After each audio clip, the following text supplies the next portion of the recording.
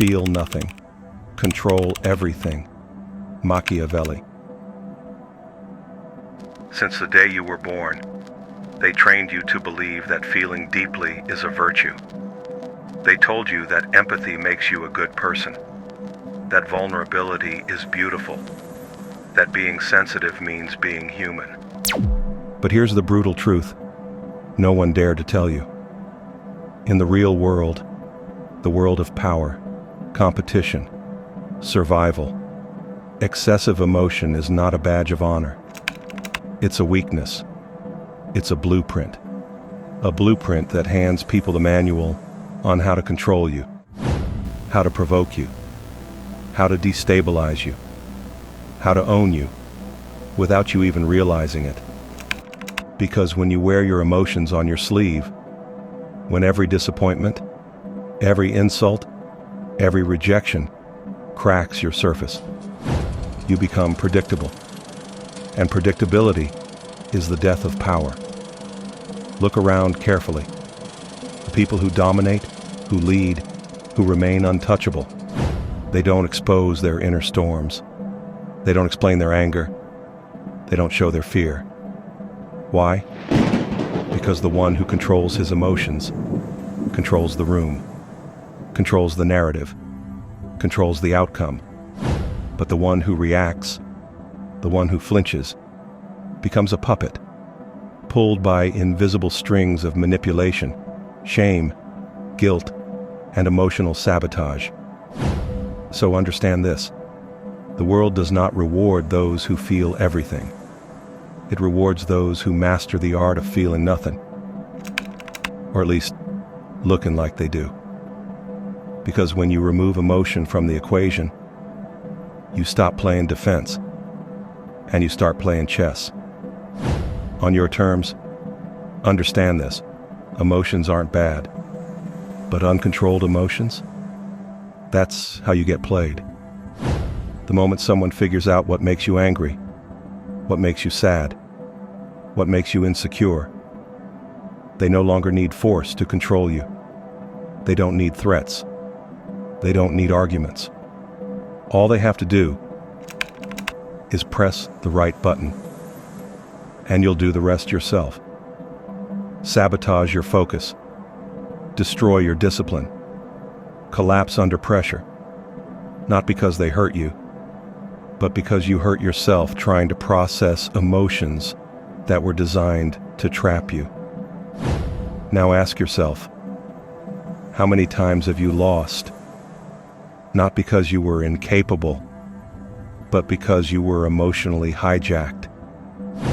How many times have you said something you regret, walked away from an opportunity, or stayed stuck in cycles of guilt, anger, or shame, simply because someone knew how to poke the right wound inside you? This isn't a rare tactic. This isn't manipulation used by a few. It's how the world works. It's how weak people control the strong. It's how entire systems, schools, corporations, families, governments, stay in power. By teaching you to feel, but never teaching you how to control what you feel. And that's where your power begins. Not in feeling nothing forever, but in making sure no one, absolutely no one, gets to weaponize your emotions against you again. You have to understand, the ones who win in life aren't the loudest. They're not the angriest. They're not the ones screaming about how unfair everything is. The ones who win are the ones who mastered the art of emotional invisibility. They don't react. They observe. They listen. And while everyone else is busy exploding, while others drown in their own chaos, they stay perfectly still, calm, calculating. Because when you don't react, you become unpredictable. When you become unpredictable, you become dangerous. You stop playing by rules that were designed to keep you emotionally unstable. And suddenly, the game changes. Now, imagine the version of you that doesn't flinch when someone insults you, that doesn't crumble when plans fall apart, that doesn't spiral when life gets chaotic. Imagine the version of you that knows how to stay centered when everyone else is drowning in their own emotional storms. That version of you is untouchable, unbreakable, unstoppable. Because here's the harsh truth. People can only control you if they can disturb your peace. If they can't, they lose all power. Period. And the moment you master this, you no longer walk into a room hoping to be respected. You walk in, and the room adjusts to your presence. There's a reason the most powerful people rarely explain themselves. They don't justify. They don't over-explain. They don't seek validation. Because the moment you start explaining your emotions, the moment you start defending your feelings, you give the other person the manual to control you. They learn what triggers you. They learn what wounds you. They learn what makes you fold. And once they have that information, they don't need to attack you directly. They simply wait, poke, and let you destroy yourself. This is why silence is power. This is why neutrality is strength. When you show nothing, when you reveal nothing, when you master the art of emotional opacity, people don't know where to hit. They don't know what's real and what's a bluff. They don't know if you're hurt or if you simply don't care. And in that uncertainty, you become the one who holds the power. Because people fear what they cannot read, and they obey what they cannot predict. This isn't about becoming cold. It's about becoming untouchable. It's about making sure no one, no person, no situation, no chaos gets to control your inner world ever again.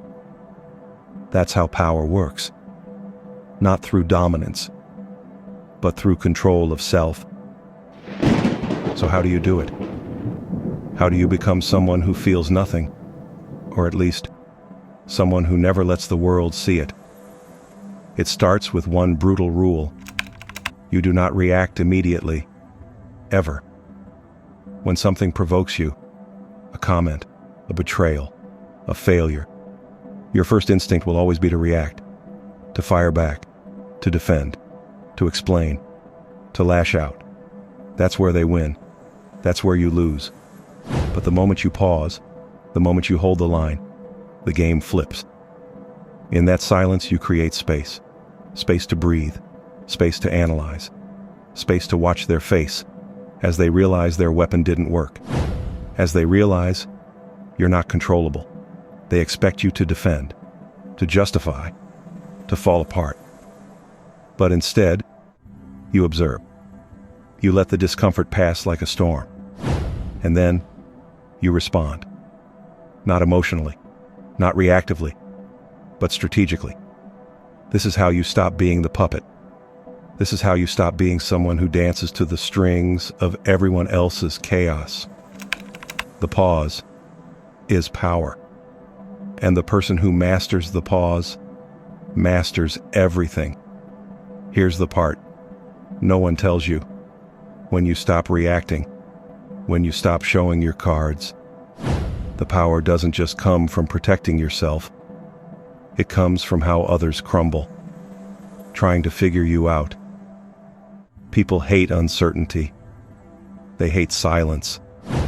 They hate not knowing whether their words landed, whether you're hurt, whether you care, or whether you're already planning your next move. And in that confusion, they start exposing themselves. They talk too much. They reveal their own insecurities. They over-explain. They try to fill the silence you've created. Suddenly, the person who tried to control you is the one unraveling, panicking, trying to read you, but finding nothing to grab onto. And that's the hidden advantage. When you control yourself, you end up controlling the room, the conversation, the outcome. Because while everyone else is busy managing their emotions outwardly, you're managing the entire dynamic internally. This is the part where most people miss it. They think staying calm is passive. They think silence is weakness. Number silence is strategy. Neutrality is dominance. And emotional invisibility, that's psychological warfare at its finest. The deeper you go into this, the more you realize this isn't just about dealing with others. This is about mastering yourself. When you learn to detach, to stop reacting, to feel the emotion but refuse to let it command you, something shifts. You stop living like a slave to every thought, every insult, every disappointment. You stop letting the world dictate how you feel and when you feel it. And something wild happens. The noise fades. The chaos gets quieter. Suddenly you can see things others can't. While they drown in overthinking, you calculate. While they spiral in self-doubt, you strategize. While they waste energy reacting to everything, you conserve yours and move with purpose. And the greatest twist? When you stop giving people the satisfaction of seeing your reactions, they stop trying to control you. Because there's nothing left for them to grab. No buttons to push. No strings to pull. You become unreadable, unshakable, and ultimately untouchable. Not because you feel nothing, but because you've mastered the rare art of feeling everything and showing nothing. This is the final truth most will never understand. The world doesn't reward those who scream the loudest. It doesn't reward those who bleed publicly, or those who broadcast every crack in their armor. It rewards the one who knows how to stay composed, the one who knows how to play the long game, the one who knows that power isn't always about domination. It's about control of self. You don't get respect by demanding it. You command respect by becoming unreadable, by refusing to be a slave to chaos, by showing the world you are not easily moved, you are not easily provoked, and no one controls your inner world except you. So from this moment forward, you stop handing people the blueprint to destroy you. You stop over-explaining. You stop reacting. You stop performing for their approval. You operate in silence. You observe more. You reveal less. And while they waste energy trying to figure you out, you've already won. Because the person who feels nothing, or at least looks like they do, controls everything.